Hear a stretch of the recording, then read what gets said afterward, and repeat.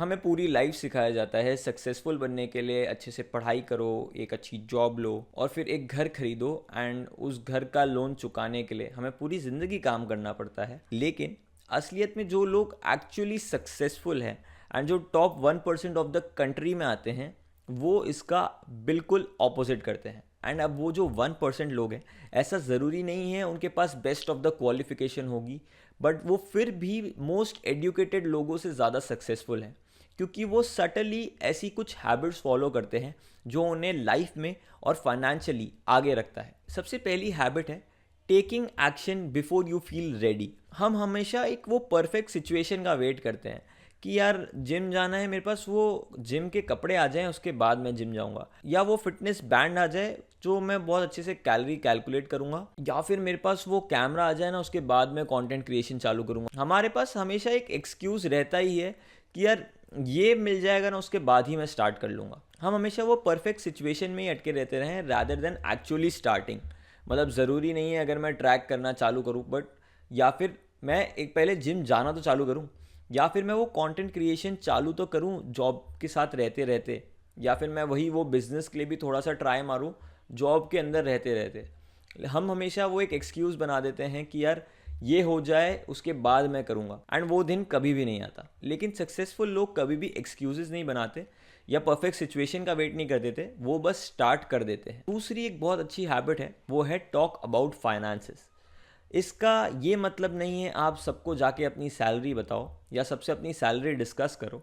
Rather वो लोग अपने फाइनेंसेस कैसे मैनेज कर रहे हैं या वो खुद को कैसे ग्रो करते हैं फाइनेंशियली, वो चीज़ डिस्कस करना। क्योंकि अगर आप अपनी सैलरी बताने जाओगे तो कहीं ना कहीं एक सेंस ऑफ कंपैरिजन स्टार्ट हो जाएगा आपके फ्रेंड और आपके अंदर खुद में कि यार उसकी तो इतनी ज़्यादा है, मेरी इतनी कम है, या वो आपसे जेलस होना स्टार्ट हो जाएगा। तो फाइनेंसेस से मेरा ये मतलब है कि हम हमारे पैसे को बेटर कैसे मैनेज कर सकते हैं, वो चीज़ें बेटर डिस्कस करना उन लोगों के साथ जो एक्चुअली उसे मैनेज कर रहे हैं सही से। आप अपने दोस्तों से पूछ सकते हैं कि वो कैसे बजटिंग करते हैं फॉर देयर मंथ, वो लोग अपने एक्सपेंसेस कैसे मैनेज कर रहे हैं, कैसे कैलकुलेट कर रहे हैं, एंड कैसे अपना पैसा री इन्वेस्ट कर रहे हैं फॉर देमसेल्व्स।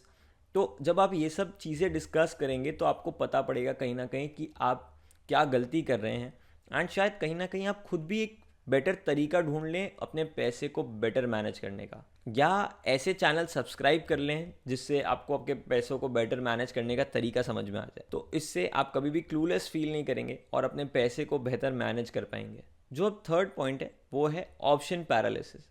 हम हमारी ज़िंदगी का काफ़ी सारा टाइम स्पेंड कर देते हैं डिसीजन मेकिंग में।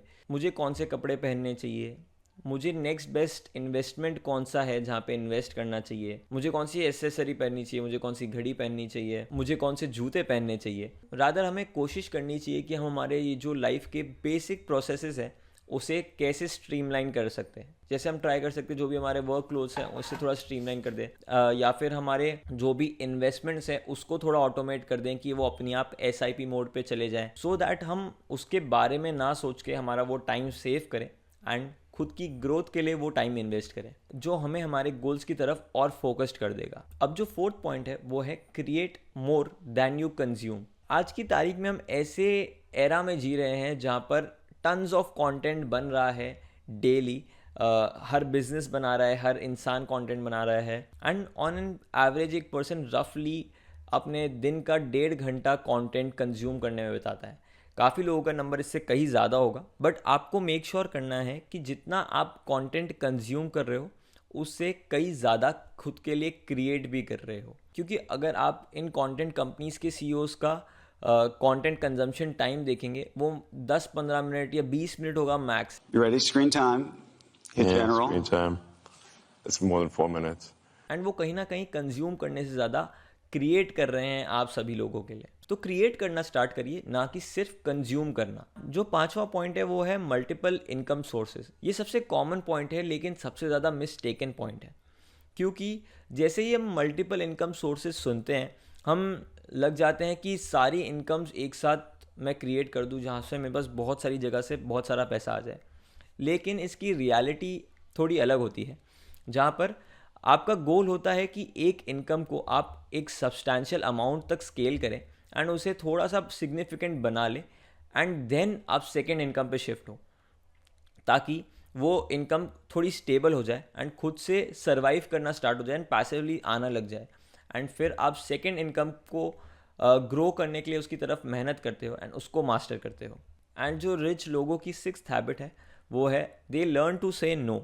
लेकिन हमें बचपन से सिखाया जाता है कि किसी को मना नहीं करना चाहिए, चाहे कोई रिक्वेस्ट हो, चाहे कहीं जाना हो, एंड इससे हम कहीं ना कहीं खुद को ज़्यादा ऑक्यूपाई कर देते हैं और खुद ही को खुद के गोल से डिस्ट्रैक्ट कर देते हैं। सो इस साल अपने गोल्स को डिफाइन करो एंड खुद से सवाल करो कोई भी चीज़ को हाँ करने से पहले कि क्या ये चीज़ आपको आपके गोल तक पहुंचने के लिए जल्दी हेल्प करेगी या नहीं।